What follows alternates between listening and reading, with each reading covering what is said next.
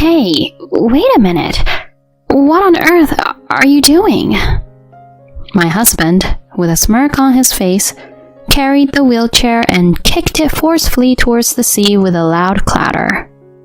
Overwhelmed by shock, I raised my voice. What are you doing? Oh, with this, your wheelchair is gone, right? But that's because you... Listen, even if you have to crawl back, come home. You got household chores waiting for you, you know. No way. With both legs broken, my wheelchair is my lifeline. Now that this last resort is gone, I can't even move. What am I supposed to do in this situation?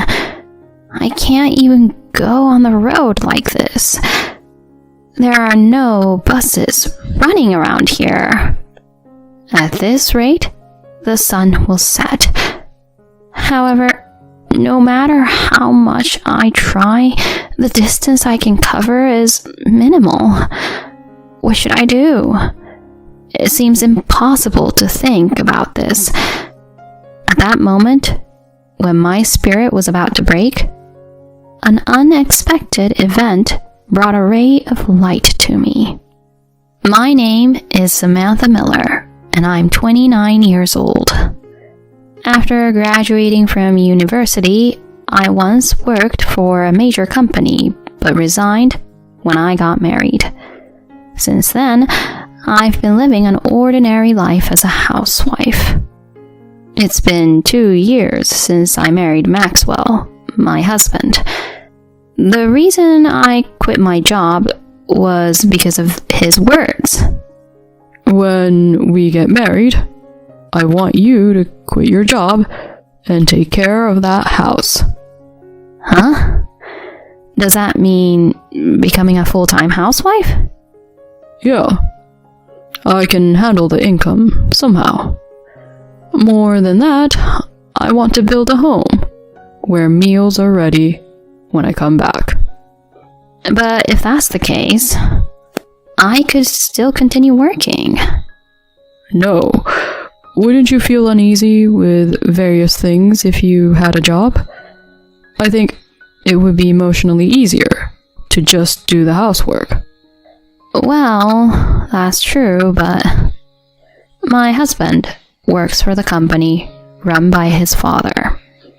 He's in a position to become the president soon, having received a high position at a young age.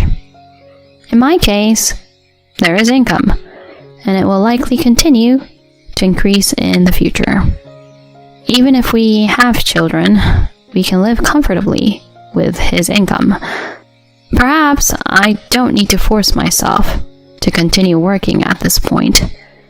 I didn't dislike my job, but it wasn't a profession I was particularly passionate about. In that case, I aim to shape the process as closely as possible to his ideal. With that in mind, I agreed to his request for me to quit my job. I decided to quit my job and become a full-time housewife to support our household. Marriage with a person I love. Newlywed life spent leisurely doing household chores. Is it really okay to be so blessed? With such thoughts in mind, we became a married couple.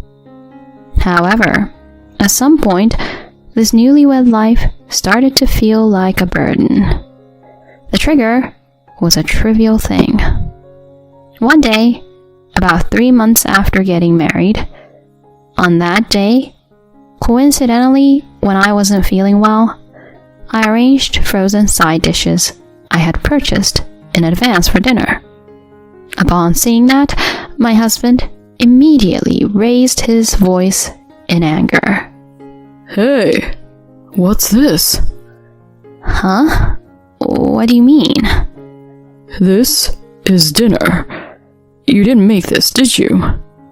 Yeah. I wasn't feeling well today, so I used frozen side dishes. Right after explaining that, my husband threw the side dishes, along with the plate, into the trash.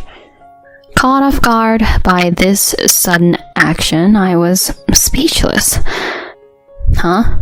What just happened? He threw away the dinner side dishes? And the whole plate? Is this a joke? Maxwell's breathing was heavy, giving off a different vibe than usual. Without understanding the situation, I somehow managed to squeeze out some words. Maxwell? Why would you do something like this? Huh? You're supposed to be a housewife, and you use ready-made frozen food, right? Are you making fun of me? No, that's not... I'm sorry, it turned out to be pre-made. But I wasn't feeling well, and I couldn't make something elaborate. Shut up. Is this what you call preparing dinner? All you did was arrange ready-made side dishes, right? You're not even trying to give off the feeling like you did something proper. I'm sorry. An intense fear shook my entire body. Did he get so furious over this? I had never seen him like this before. Sure, I did something wrong. Admittedly, the side dishes were already made. But I also cooked rice, made soup, and prepared some side dishes in advance. Why is he so angry just because one side dish was frozen? I had questions for my husband, but it wasn't a situation where I could confront him. In the end, he went out to eat alone. From that day on, my husband's domineering attitude worsened day by day. I was no longer addressed by my name, but rather with "Hey" or "You," treated like a housekeeper. Even after 2 years of marriage, nothing changed. If anything, it became worse than it was back then. One day, as I was preparing breakfast, my husband, who had just woken up, suddenly said something like this. "Hey, hurry up and get ready." Huh? Get ready for what? Obviously, get ready to go out. I told you to prepare because we're going to my parents' house. To your parents' house? Wait, I didn't hear anything about that. Shut up. Just move as I instruct you to. Instead of making a bad meal, hurry up and get ready. Yes. Once it gets to this point, arguing back will only antagonize him. I quickly took off my apron and began preparing to go out. I finished getting ready in about 20 minutes, but my husband's mood was worse than before. He had been complaining the whole way to his parents' house. A few hours later, when we arrived at his parents' house, they warmly welcomed us. At his parents' house, Maxwell played the role of a good son and husband, so I felt relieved.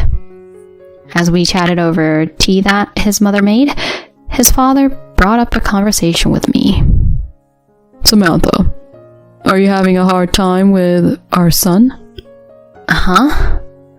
"Well, I was wondering if he takes you on trips or anything. We love the sea and mountains, so we go on a drive every few months." Is that so? I'm sure your wife must be delighted. It would be nice if that were true. Lately, she just sleeps in the passenger seat, so it's a bit lonely. Your wife is busy every day too. As we were having this conversation, I noticed that my husband was glaring at us with a sharp look. It was as if he was saying, "Don't say unnecessary things." I don't intend to expose my husband's true nature to my in-laws. I am the one who receives his abusive remarks and unkind actions, and only I know about them. Without solid evidence, there's no way I could talk to my in-laws. Even if they believed me, my husband would likely deny it. If my in-laws were to give him a warning, I would undoubtedly face severe consequences later. The best strategy is to maintain the current situation. To do that, I must avoid saying unnecessary things in front of my in-laws. I just have to play the role of a good wife, keeping silent as instructed. I repeated this to myself many times and barely managed to get through each day. Then, a week later, the incident occurred. On the way back from the supermarket, where I went to buy dinner ingredients, a car ignored a traffic signal and collided with me, causing a serious injury with both legs broken. I was taken to the hospital, and my husband should have been informed, but he never came to visit. In the end, he didn't show up even once until I was discharged, so I had to buy everything I needed from the hospital store.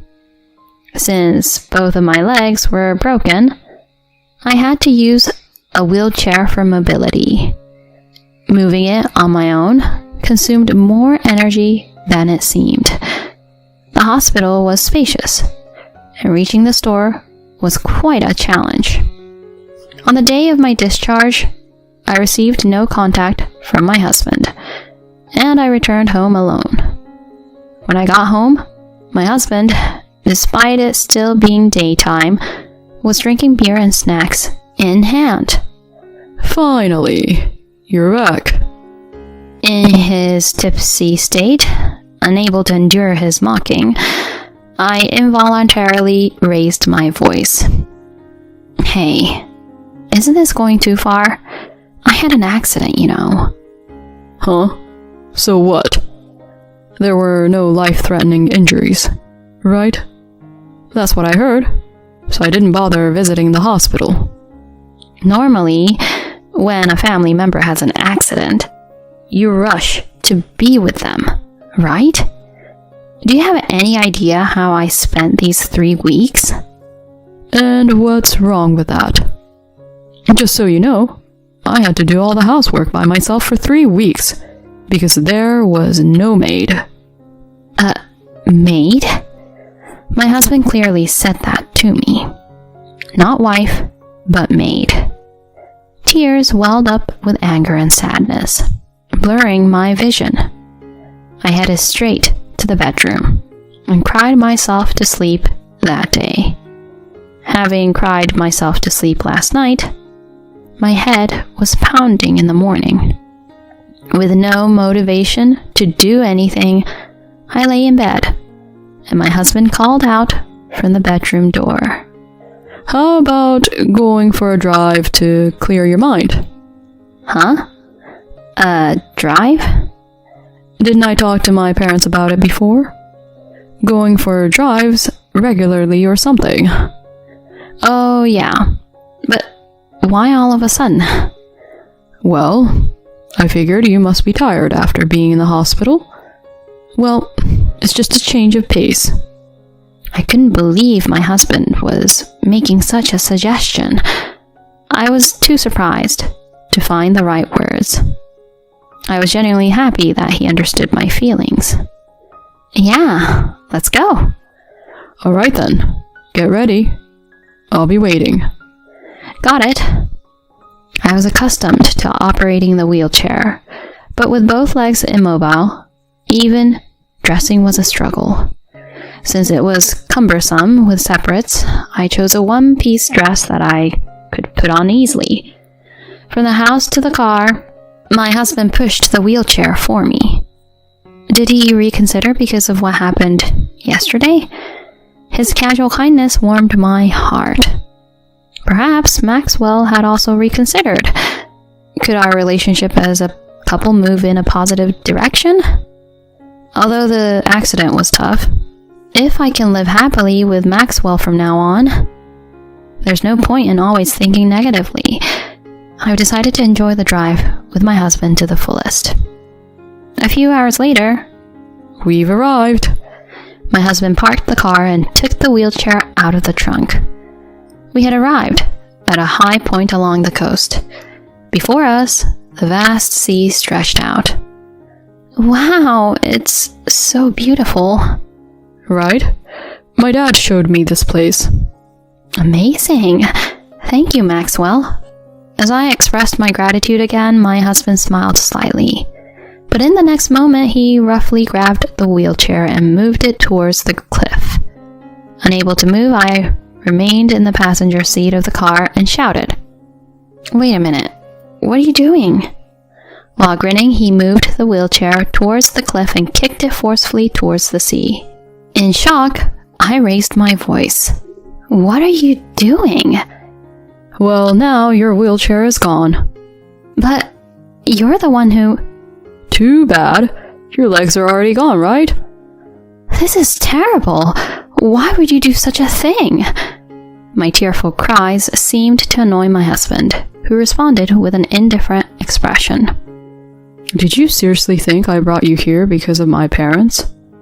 "What do you mean?" You carelessly had an accident on your own, avoided housework for 3 weeks. It's only natural to face the consequences, right? Careless? Someone disregarded the signal. And I didn't neglect housework at all. Shut up. Keep your mouth shut, okay? Crawl back home if you have to. You've got some value left in you. How could you? My husband dragged me out of the car and left me there. Then he got into the driver's seat, started the engine, and drove back along the same road. "Please, Maxwell, wait!" No matter how many times I shouted, my husband just grinned and looked at me. My pleas were in vain as he continued back along the same road. For me, with both legs fractured, the wheelchair was a lifeline. Now that this lifeline was gone, I couldn't even move. What am I supposed to do in this situation? I can't even reach the road. This area doesn't even have buses running. At this rate, it will be dark soon. However, no matter how hard I tried, the distance I covered was minuscule. What should I do? It's impossible to figure this out. Tears fell uncontrollably, and I bit my lip hard. A faint taste of blood lingered. The anger against my pitiful state and my husband's heartless actions wouldn't subside. This is not a joke. How much more does he want to belittle me?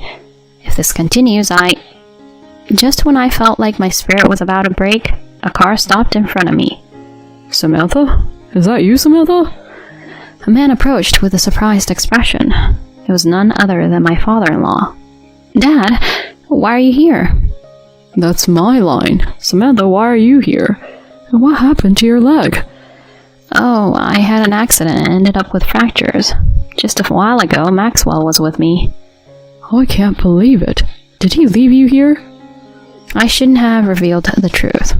Although I knew I shouldn't, I unconsciously nodded, feeling desperate. Following my father-in-law, my mother-in-law came with a blanket and draped it over my shoulders. She placed the blanket over my shoulders and with a tense expression asked me, "Samantha, are you okay?" "Mom, we happen to be at a relative's house nearby. This is our favorite beach. We usually stop by on our way home, and then we happened to see you."